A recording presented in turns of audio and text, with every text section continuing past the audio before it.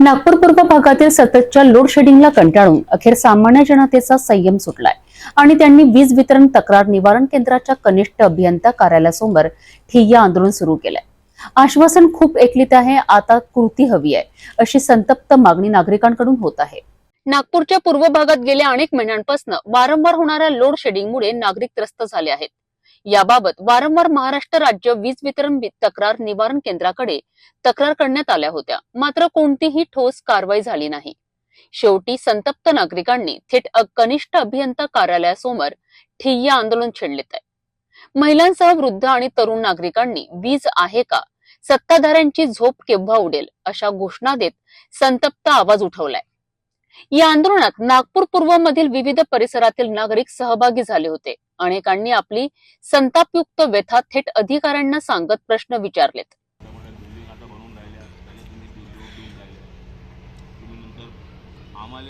आमच्या समोर तुम्ही त्या प्रायव्हेट वाल्याले मोठे मोठे गड्डे करून ते केबल खोदून तुम्ही हे देऊन राहिले। आता नवीन नवीन बिल्डिंग आल्या, खोदून हे करून आले। तुम्ही पहिले तर केबल टाकता, वर्धमान नगराला बोलवा, वर्धमान नगराला बोलवा, बलवान सांगून मला विषय बोलतात ना, आता सांगतो मला।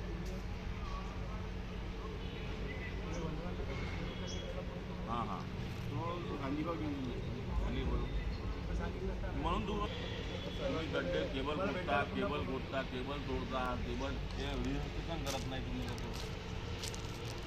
आम्ही काय दोषी आहोत? मुलांचे अभ्यास, वृद्धांचे आरोग्य सगळं धोक्यात आलंय। या आंदोलनाच्या पार्श्वभूमीवर वीज वितरण कार्यातील कनिष्ठ लिपिकांनी आंदोलकांशी चर्चा करत पुढील 15 दिवसात लोड शेडिंगच्या समस्येवर तोडगा काढण्याचं आश्वासन दिलंय। मात्र नागरिकांनी ठामपणे सांगितलंय, जर वचन पाळलं नाही तर यापेक्षा तीव्र आणि मोठं आंदोलन होणार।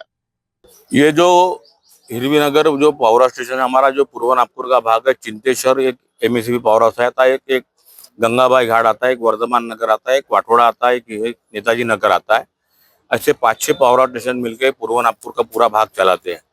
और पूर्व नागपुर में ये सबसे ज्यादा तकलीफ वाला भाग हो गया है कि 3-4 महीनों से लगभग सतत दोपहर को, सवेरे, शाम, रात को बेरात और इतनी लाइन जा रही है 3 महीने से कि लोग हलाकान हो गए, बच्चे हलाकान हो गए, बुजुर्ग हलाकान हो गए। और इसके कारण आज ये वातावरण बिगड़ा। पब्लिक ने, मैं ज्यादा नहीं था डेपुटेशन देना करके, पर पब्लिक मेरे घर पर रोज रोज ये मांगने लेकर आती थी और मैं आज पब्लिक के साथ में यहाँ पर पहुंचा हूँ, क्योंकि जो जन समस्या है, जन समस्या का निराकरण होना चाहिए। और गवर्नमेंट ने 50 करोड़ रुपए देने के बाद में भी एक काम नहीं हो रहे, तो ये मुझे बहुत अफसोस लग रहा है। अभी इन्होंने बोला है कि सब स्टेशन अभी नया वाला श्री कृष्ण नगर में चालू किया है, तो आधा लोड इधर का इधर हो जाएगा और उससे लोगों को फायदा होगा। तो भी देखो 15 दिन का समय इन्होंने मांगा है, 15 दिन के बाद हम बड़ा आंदोलन करेंगे। वीज ही मूलभूत गरज आहे, ती मिळाली नाही तर संताप ओघळलाच पाहिजे।